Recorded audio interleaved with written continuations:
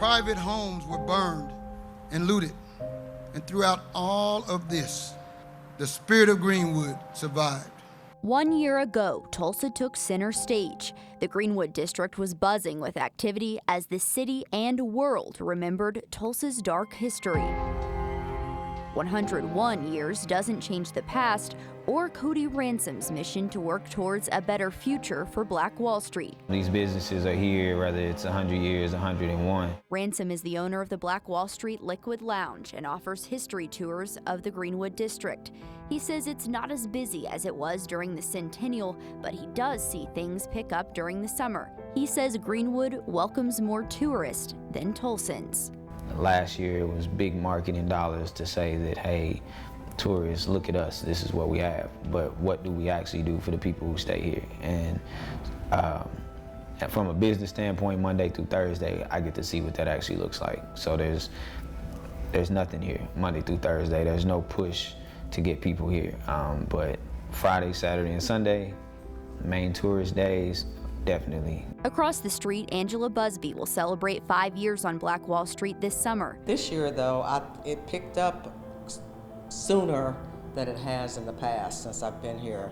And so I think people are genuinely interested. I think the Greenwood Rising Museum helps the traffic. Greenwood Rising has kept the national spotlight shining despite the centennial being over.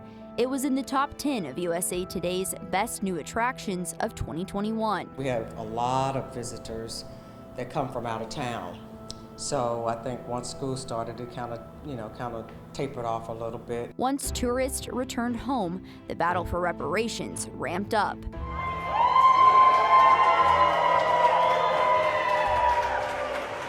The three known living survivors, Viola Ford Fletcher, Leslie Benningfield Randall, and Hughes Van Ellis, recently saw their day in court as a Tulsa County judge ruled the lawsuit filed on behalf of the survivors may proceed.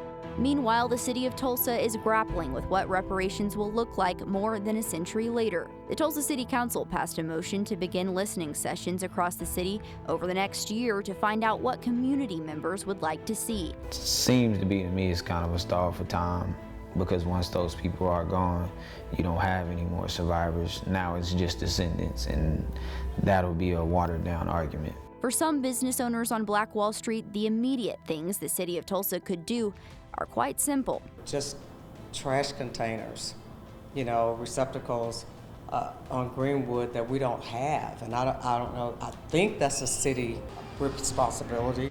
Our street lights don't come on at night. Besides that, folks on Black Wall Street say the businesses and organizations thriving today in what was once Greenwood could give back more. I think it takes them making the move, making the conversation. Because what happens over the next 99 years matters just as much as what took place under the limelight in 2021. Lily Cummings, News Channel 8.